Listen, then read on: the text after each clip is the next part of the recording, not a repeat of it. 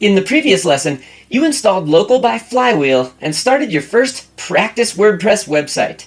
Now, we'll do a little tour of both the WordPress installation and how Local by FLYWhEEL sets it up. You'll get your first idea about how WordPress works in general and how you can work with the files and database while using Local. Other local development environments like MAMP, for example, work in similar ways, but have differences. By the end of this video, you'll know where to find the files that WordPress uses, as well as the database. Plus, you'll start to get more familiar with how WordPress works as a CMS, or a content management system. Let's go! While you have your first website open and running, let's take a look at how adding content in the WordPress dashboard affects what it looks like on the front end, or on the live website. So with the dashboard open, let's just take a look at a few of the different places we have content. One is posts. Posts are designed like a blog, designed to be displayed in reverse chronological order. And this first post is a default post from WordPress. If we look at it, it's got a content area and a title. And if we go back to the settings in the dashboard, I just want to show you under how in settings and reading, we have the website set so that the home page displays the latest posts. Now, if we go back to pages, WordPress also comes with a sample page. If I click on the title of that page, pages are different. They don't have categories and tags associated with them like posts do, and they're designed to be more like static pages of a website. And so if we wanted the home page of the website to display not the latest blog posts, but to display a particular static page like this sample page, we would do that in two different places. One is under settings and reading. You can see that if I click a static page and then I choose one of my pages for the home page. And if I just click Save Changes right there, go back to the website itself and refresh, you'll see that as I scroll down, now I have the contents of that sample page as the home page instead of the latest blog posts. As I mentioned, there's one more place that you can edit what the actual website displays, and that's in the Customizer. That's under Appearance, Customize in the WordPress dashboard. And if you go there, it actually shows you a live representation of what the website could look like as you make changes over here in these items. So if we look at homepage settings, that's the same exact information as we have under settings and reading settings. So you can see it's reflected my change. I have a static page and it's called home. Now that's a little bit different, isn't it? And if you look, this is a different layout than we had on the live site right here. I've defined the sample page as the home page. But over here under the homepage settings in the customizer, a default layout for this 2017 theme is that we can have a home page that displays a bunch of different content with static images in the background. Now I'm scrolling down a homepage section, an about page, and a section of blog posts.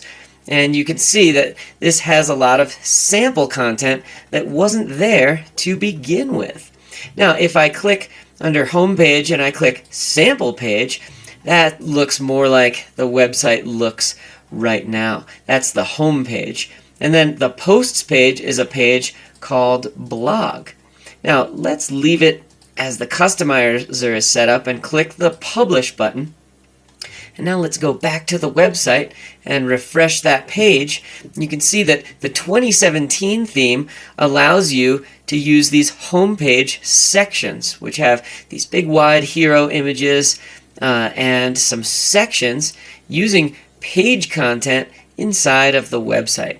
And this is a way that themes, not just 2017, but all themes have an opportunity to give you kind of a starting point for your website. So let's go back into the WordPress dashboard. Because I've published under Homepage Settings this static page and chose Home and Blog. Now if I just click the X button on the left and I go under Page and All Pages, you can see that the theme has added some default content. It defines our front page, which is the home page, as the one called Home. And that sample content just says, welcome to your site, etc. Let me go back to all pages. Now, the blog page doesn't have any content at all. It tells you that, oh, you're currently editing the page that shows your latest posts. Okay, so here's the URL or the permalink for that part of the website. It's the domain name /blog. If I right click that and click open in a new tab, I can take a look at what that would look like. It has part of the homepage image at the top with the site title. It has some navigation, and then this is the reverse order posts. Of course, we only have one in a list. And so that would be your blog page. Let's go back to the practice site, and since we've made that change in the customizer, you can also see that the theme has given us a sample navigation menu that wasn't there before. One of the great things about this theme is how it sets up this sample content, but also how it has this nice scrolling home page. This right-hand button with a little arrow in the navigation menu, which starts at the bottom of the page, that if you click it, it brings you up to the next section. And then the navigation sticks to the top of the page, and all the content goes under it. So no matter where you are in the website, you can go back and click one of these navigation items. Now I clicked Contact, and there's some sample page content on a particular page called Contact. This gives you a nice starting point so that you can go ahead and start editing those existing pages in the Pages section of the WordPress dashboard and begin getting your theme and the look and feel of your website together. You can stop the video now and start playing with your own site and figuring out how things work, including pages, post content, and the menu items. Now, I told you that the menu was already created from the sample content in this theme, and if you want to edit the menu, you can do that under Appearance, Menus, as well as in the customizer right here under Menus. Now, the top menu is the one that was created for us, and you can play with changing that around a little bit on your own. Come on back here and we'll look at how the local development environment works with WordPress in the next section. Now let's take a look at how the Local by FLYWhEEL local development environment uses the WordPress files and a MySQL database to make WordPress into an effective content management system. First, the WordPress files, or the WordPress core files as they're sometimes referred to. These are the PHP files that make up WordPress and let it work in the browser to connect to the database. So if I go up to my browser, I've navigated here to wordpress.org, the website for the open source WordPress software that we're using. And you can see that there's a download WordPress button at the top right. And if you open that page, you'll see the version of WordPress, which is the latest stable release, and the ability to click on that to download the zip file.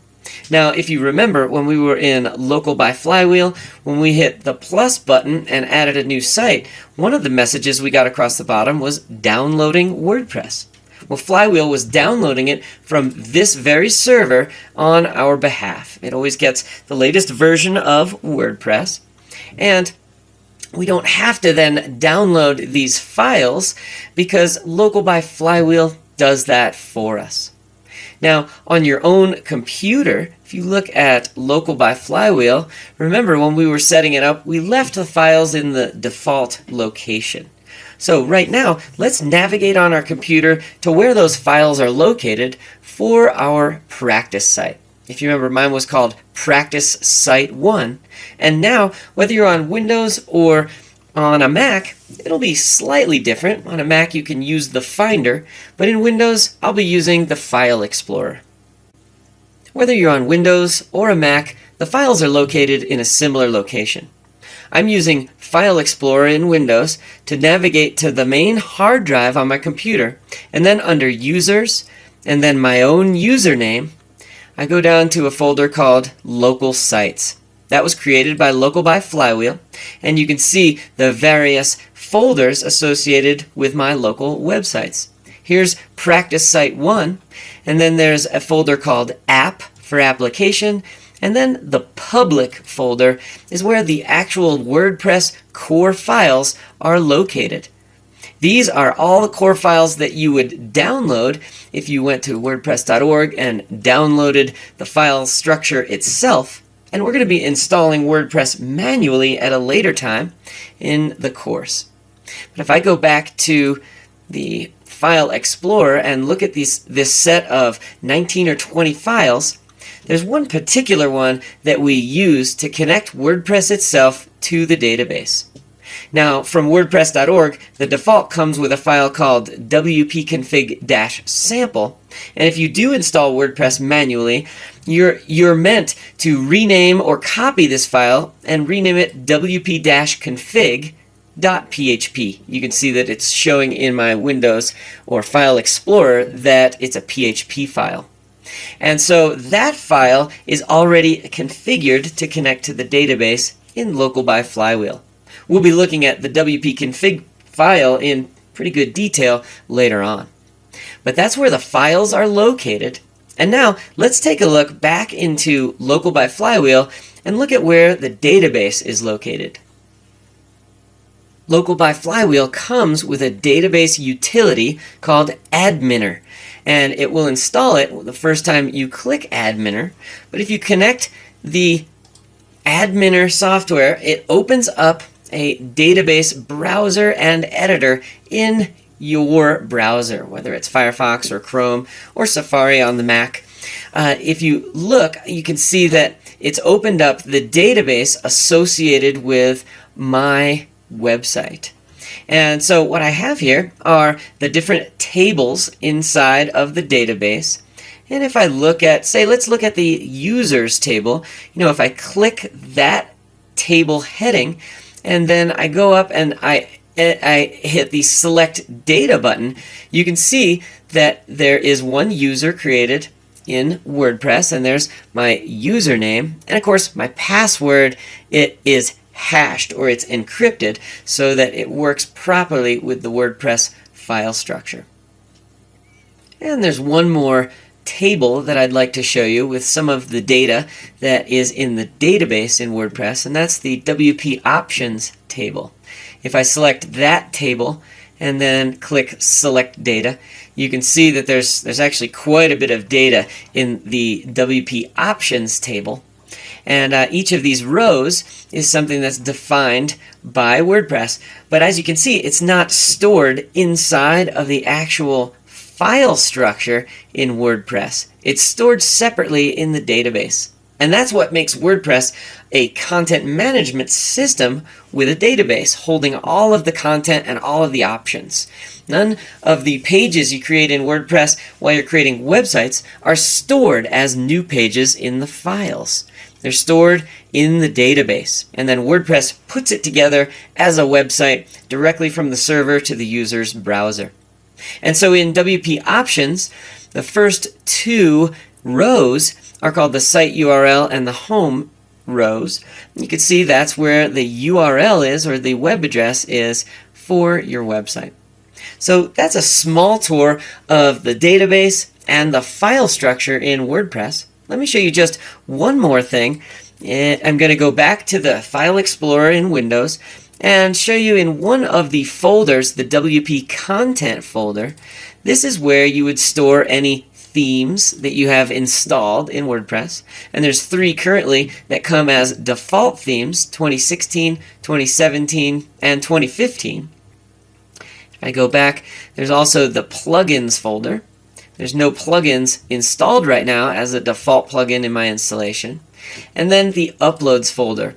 Now I have the year and the month, but the only media or images that I have in that uploads folder have been added by default from the theme itself.